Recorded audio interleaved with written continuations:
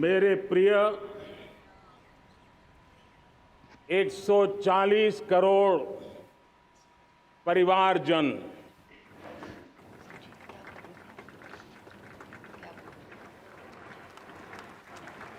दुनिया का सबसे बड़ा लोकतंत्र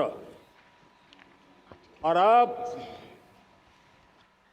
बहुत लोगों का अभिप्राय है कि जनसंख्या की दृष्टि से भी हम विश्व में नंबर 1 पर है। इतना बड़ा विशाल देश,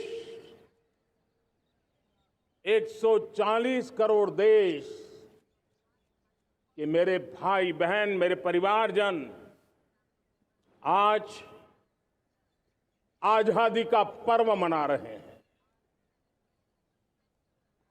मैं देश के कोटि कोटि जनों को, देश और दुनिया में भारत को प्यार करने वाले, भारत का सम्मान करने वाले, भारत का गौरव करने वाले कोटि कोटि जनों को आजादी के इस महान पवित्र पर्व की अनेक अनेक शुभकामनाएं देता हूं। भारत में मैं मेरे देशवासियों का इसलिए भी अभिनंदन करता हूं कि मेरे देशवासियों में एक नीर-क्षीर विवेक का सामर्थ्य है,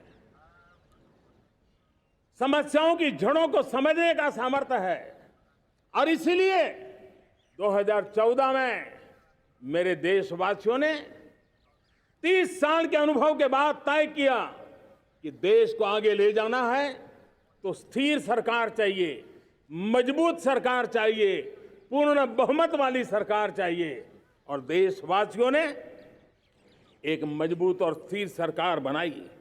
और 3 दशकों के जो अनिश्चितता का कालखंड था, जो अस्थिरता का कालखंड था, जो राजनीतिक मजबूरियों से देश जकड़ा हुआ था, उससे मुक्ति मिली। मेरे प्यारे परिवारजनों, देश के पास आज एक ऐसी सरकार है, वो सर्वजन हिताय सर्वजन सुखाय, देश के संतुलित विकास के लिए समय का पल पल और जनता की पाई पाई, जनता की भलाई के लिए लगा रही है। और मेरी सरकार, मेरे देशवासियों का मन एक बात से जुड़ा हुआ है, हमारे हर निर्णय, हमारे हर दिशा, उसका एक ही मानदंड है, नेशन फर्स्ट, राष्ट्र प्रथम। और राष्ट्र प्रथम यही दूरगामी परिणाम, सकारात्मक परिणाम पैदा करने वाला है। देश में बड़े स्तर पर काम हो रहा है और लेकिन मैं कहना चाहूंगा 2014 में आपने एक मजबूत सरकार बनाई और मैं कहता हूं 2014 में और 2019 में आपने एक सरकार फॉर्म की तो मोदी में रिफॉर्म करने की हिम्मत आई।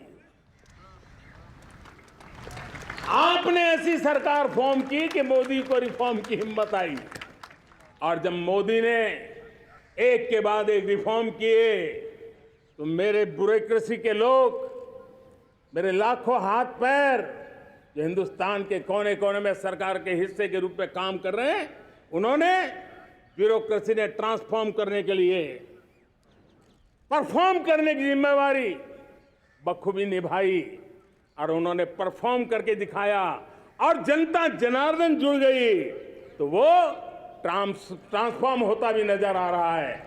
और इसलिए रिफॉर्म, परफॉर्म, ट्रांसफॉर्म, ये कालखंड अब भारत के भविष्य को गढ़ रहा है और हमारी सोच देश की उस ताकतों को बढ़ावा देने पर है जो आने वाले 1000 साल की नींव को मजबूत करने वाले।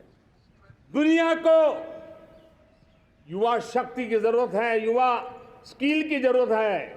हमने अलग स्किल मिनिस्ट्री बनाई, वो भारत की आवश्यकताओं को तो पूरी करेगी, वो दुनिया की आवश्यकताओं को पूरी करने का भी सामर्थ्य रखेगी।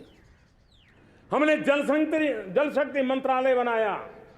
मंत्रालय की बनाने की रचना को भी अगर कोई एनालिसिस करेगा ना, तो इस सरकार के मन मस्तिष्क को बड़े अच्छे ढंग से आप समझ पाएंगे। हमने जल शक्ति मंत्रालय बनाया। ये जल शक्ति मंत्रालय हमारे देश के एक एक देशवासियों को पीने का शुद्ध पानी पहुंचे, पर्यावरण की रक्षा के लिए पानी के प्रति संवेदनशील व्यवस्थाएं विकसित हो, उस पर हम बल रहे हैं। हमारे देश में कोरोना के बाद दुनिया देख रही है, होलिस्टिक हेल्थ केयर ये समय की मांग है।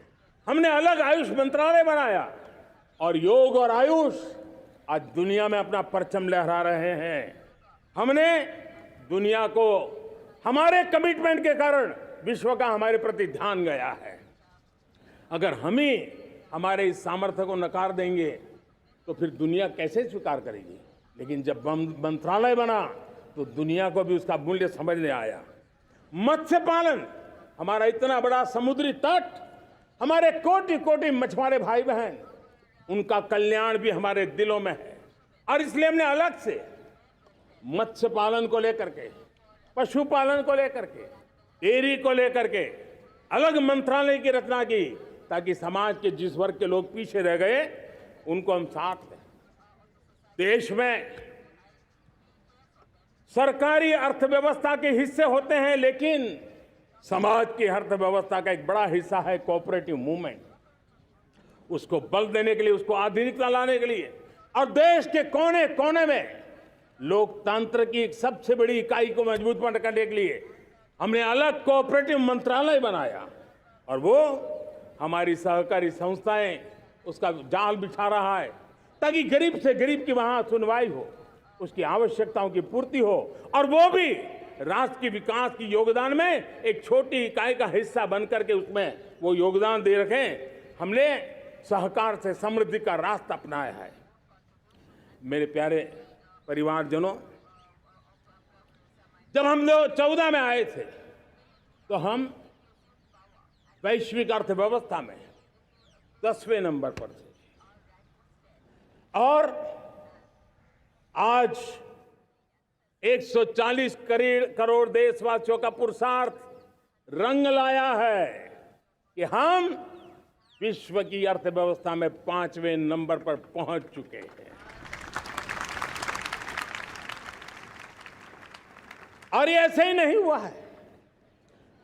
जो एक भ्रष्टाचार का राक्षस देश को दबोचे हुए थे, लाखों करोड़ के घोटाले अर्थव्यवस्था को डामाडोल कर रहे थे, गवर्नेंस फ्रेजाइल फाइल में देश की पहचान होने लगी थी, लीकेजेस को हमने बंद किया, मजबूत अर्थव्यवस्था बनाई, हमने गरीब कल्याण के लिए ज्यादा से ज्यादा धन खर्चने का प्रयास किया।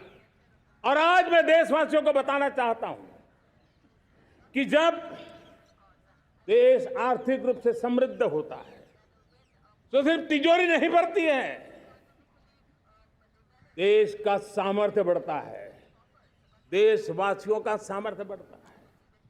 और तिजोरी का पाई पाई अगर ईमानदारी से जनता जनार्दन के लिए खर्च करने का संकल्प लेने वाली सरकार हो तो परिणाम के साथ है। मैं 10 साल का हिसाब तिरंगे की साक्षी में लाल किले की प्राचीर से मेरे देशवासियों को दे रहा हूं। आंकड़े देख करके आपको लगेगा इतना बड़ा बदलाव, इतना बड़ा सामर्थ्य। 10 साल पहले राज्यों को 30 लाख करोड़ रुपए भारत सरकार की तरफ से जाते थे। पिछले 9 साल में यह आंकड़ा 100 लाख करोड़ पर पहुंचा है। पहले स्थानीय निकाय के विकास के लिए भारत सरकार के खजाने से 70,000 करोड़ रुपया जाता था, आज वो 3 लाख करोड़ से भी ज्यादा जा रहा है। पहले गरीबों के घर बनाने के लिए 90,000 करोड़ रुपया खर्च होता था, आज वो 4 गुना होकर के 4 लाख करोड़ से भी ज्यादा खर्च गरीबों के घर बनाने के लिए हो रहा है। पहले गरीबों को यूरिया सस्ता मिले। जो यूरिया की बैग दुनिया के कुछ बाजारों में 3,000 में बिकती है, वो यूरिया की बैग मेरे किसानों को 300 में मिले। और इसलिए देश की सरकार 10 लाख करोड़ रुपया मेरे किसानों की यूरिया में सब्सिडी दे रहा है। मुद्रा योजना 20 लाख करोड़ रुपए, उससे भी ज्यादा मेरे देश के नौजवानों को स्वरोजगार के लिए, अपने व्यवसाय के लिए, अपने कारोबार के लिए दिए हैं। 8 करोड़ लोगों ने नया कारोबार शुरू किया है। और 8 करोड़ लोगों ने कारोबार शुरू किया है ऐसा नहीं, हर कारोबारी ने एक या दो लोगों को रोजगार दिया है। 8 से 10 करोड़ नए लोगों को रोजगार देने का सामर्थ्य ये मुद्रा योजना से लाभ लेने वाले 8 करोड़ नागरिकों को करा है। एमएसएमईज को करीब 3.5 लाख करोड़ रुपए की मदद से कोरोना के संकट में भी उनको डूबने नहीं दिया, मरने नहीं दिया, उनको एक ताकत दी है। 1 रैंक 1 पेंशन मेरे देश के सेना के जवानों का एक सम्मान का विषय था।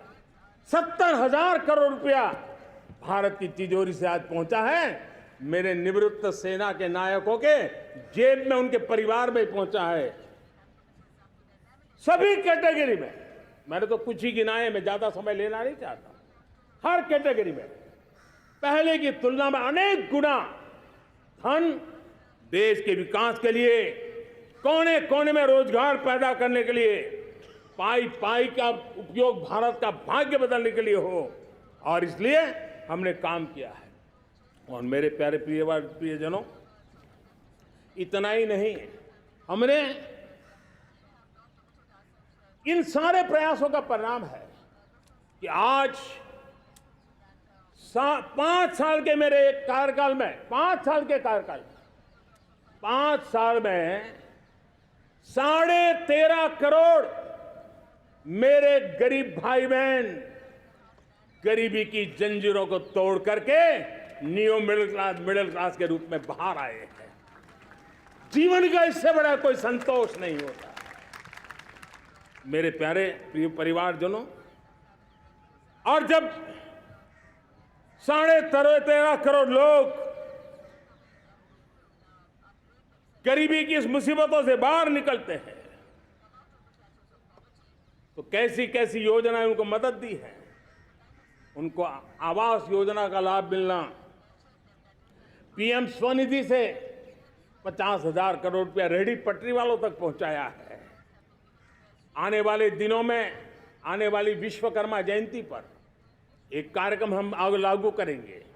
इस विश्वकर्मा जयंती पर हम करीब 13-15 हजार करोड़ रुपया से, जो परंपरागत कौशल्य से रहने वाले लोग, जो औजार से और अपने हाथ से काम करने वाला वर्ग है, ज्यादातर ओबीसी समुदाय से, हमारे सुथार हो, हमारे सोनार हो, हमारे राजमिस्त्री हो, हमारे कपड़े धोने वाले काम करने वाले लोग हो, हमारे बाल काटने वाले भाई बहन परिवार हो, ऐसे लोगों को एक नई ताकत देने के लिए हम आने वाले महीने में विश्वकर्मा जयंती पर विश्वकर्मा योजना लॉन्च करेंगे और करीब 13-15 हजार करोड़ से उसका प्रारंभ करेंगे।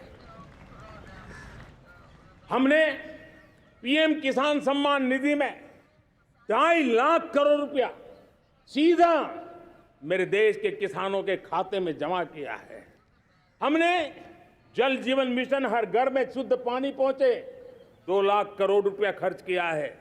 हमने आयुष्मान भारत योजना, ताकि गरीब को बीमारी के कारण अस्पताल जाने से जो मुसीबत होती थी उसको मुक्ति दिलाना, उसको दवाई मिले, उसका उपचार हो, ऑपरेशन हो, अच्छे से अच्छी हॉस्पिटल में हो। आयुष्मान भारत योजना के तहत 70,000 करोड़ रुपए हमने लगाए हैं।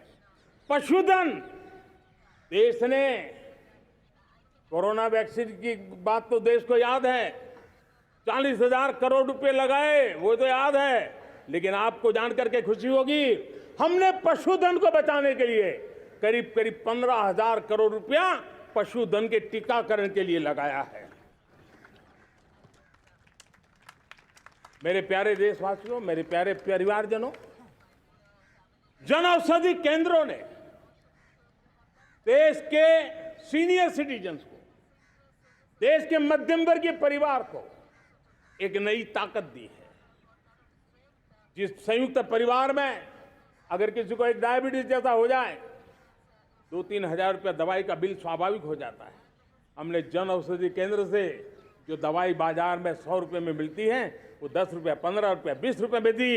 और आज देश में 1000 जन औषधि केंद्रों से मेरे इन बीमारी में जिनको दवाई की जरूरत थी ऐसे लोगों के करीब 20,000 करोड़ रुपया उनके जेब में बचा है। और ये ज्यादातर मध्यम वर्ग के परिवार के लोग हैं।